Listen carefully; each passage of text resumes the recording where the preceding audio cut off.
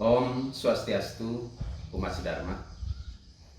Perayaan Tumpak Landep setiap 6 bulan sekali telah biasa kita rayakan. Dan tentu saja di dalam setiap perayaan Tumpak Landep kita memiliki suatu ruang untuk memaknai bagaimana sih sesungguhnya perayaan Tumpak Landep itu. Dan dalam kesempatan ini, mari kita maknai Tumpak Landep itu kembali kepada susastra. Khususnya adalah tentang bagaimana kita merayakan Tumpak Landep itu kembali ke dalam diri dengan tema Pasupati Landeping Hidup. Lontar Sundarigamo sebagai acuan dari perayaan Tumpak Landep ini menegaskan kunang riware landep sanisar kliwon pujawali betara siwur muah yoganire sangyang pasupati. Artinya adalah pada wuku landep, tepatnya pada hari sanisar kliwon, Sabtu Kliwon, merupakan pemujaan Batara Siwa dan yoga dari Sangyang Pasupati. Jadi poin pertama ini merupakan satu konteks di mana kita dibawa pada suatu perayaan yang mengingatkan kita kembali pada puja wali atau pemujaan kembali Batara Siwa. Jadi dalam Siwa Siddhanta, Batara Siwa bukanlah Siwa sebagai pelebur itu saja, tetapi Batara Siwa adalah sebagai pencipta, pemelihara, dan pemerlina. Yang mana di dalam Murasapati Tattwa dijelaskan bahwa Batara Siwa ini memiliki 4 kemahakuasaan Sang Hyang Widi-Wasa, 4 kemahakuasaan yang disebut dengan Cadu Sakti, dan 8 kemahakuasaan yang disebut dengan Asta Iswarya. Melalui Cadu Sakti dan Asta Iswarya inilah Tuhan Yang Maha Esa, yang mana dalam Siwa Siddhanta bergelar Batara Siwa, mencipta, memelihara, dan melebur alam semesta. Yang berikutnya adalah yoga dari Sang Hyang Pasupati, dengan mana pada hari ini adalah Batara Siwa mengambil wujudnya sebagai Pasupati. Mari kita lihat pemujaan Pasupati yang tertua di dunia, di mana dimulai dari peradaban lembah Sungai Sindu. Di sana ditemukan artefak yang mencirikan Siwa Pasupati, yaitu seorang pertapa yang bertanduk binatang yang dikelilingi oleh para binatang. Ini dinyatakan sebagai sebuah gambaran bahwa di masa lalu suku Dravida khususnya mengenal pemujaan Siwa Pasupati, yaitu Siwa sebagai penguasa binatang. Mengapa pada hari Tumpak Landep ini kita memuja Sang Hyang Pasupati? Pasu itu artinya binatang, pati artinya raja.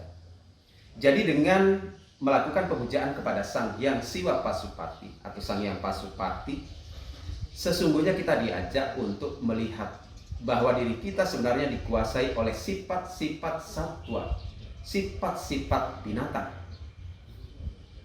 Jadi satwa itu sendiri sebenarnya adalah binatang.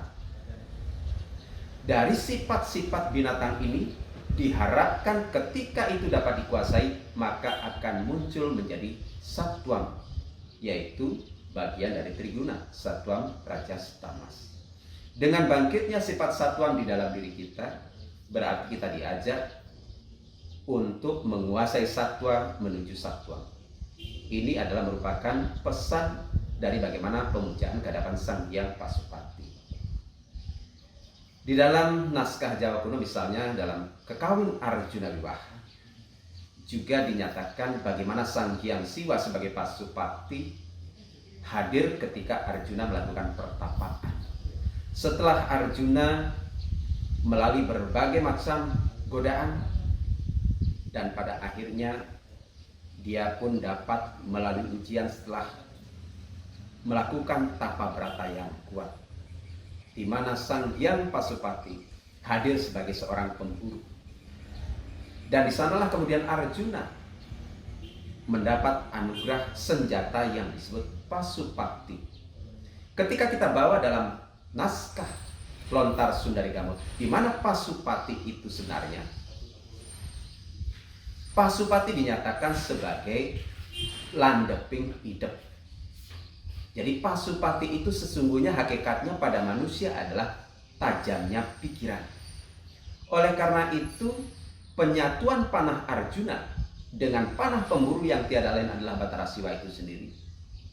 Hakikatnya adalah merupakan penyatuan pikiran manusia dengan Sang Hyang Paramawisesa atau Sang Hyang Pasupati itu sendiri. Karenanya dengan menyatukan pikiran ke hadapan Sang Hyang Pasupati, disitulah Arjuna memperoleh anugerah Pasupati yang sesungguhnya bagi kita saat ini adalah tajamnya pikiran.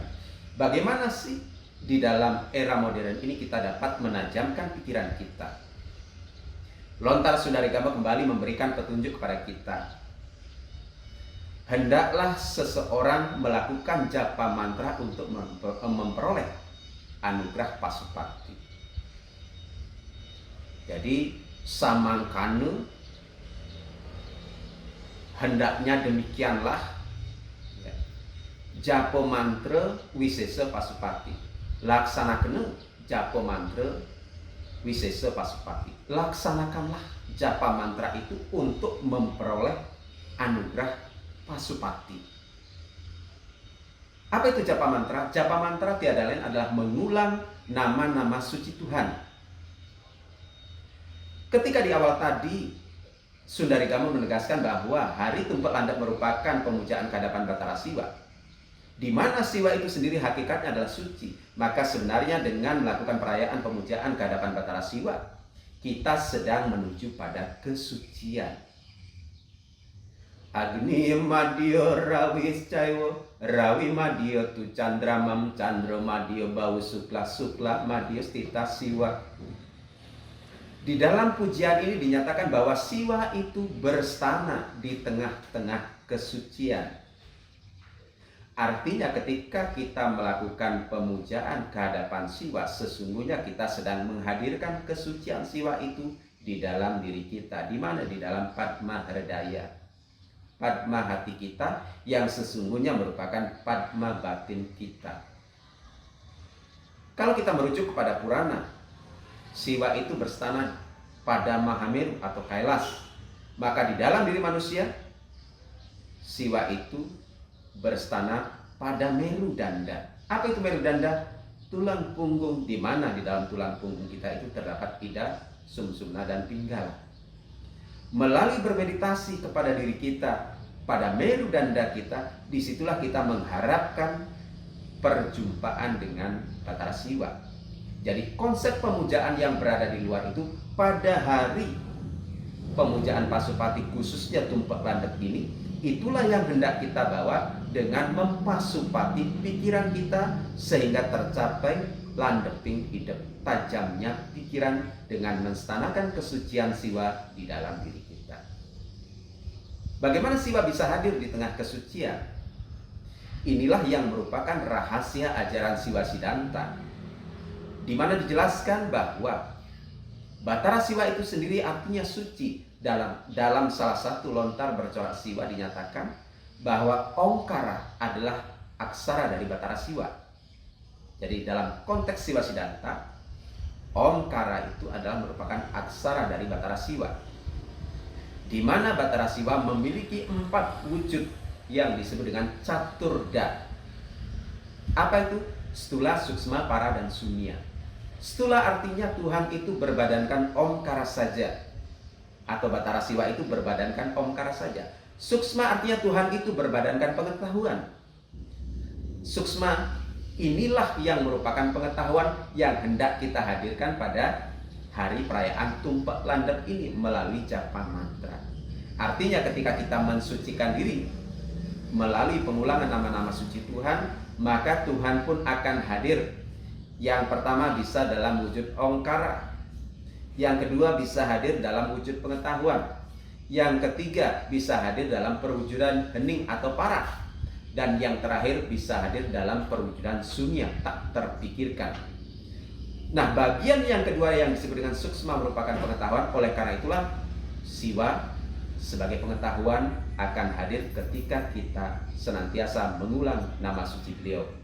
Jadi mantra apakah yang dapat kita gunakan? Oleh karena itu, dalam pemujaan kali ini, khususnya pada tumpak landep, yang dikatakan sebagai pemujaan kehadapan Siwa secara umum adalah Om Namah Shivaya yang dikenal sebagai Pancaksara Mahamerta.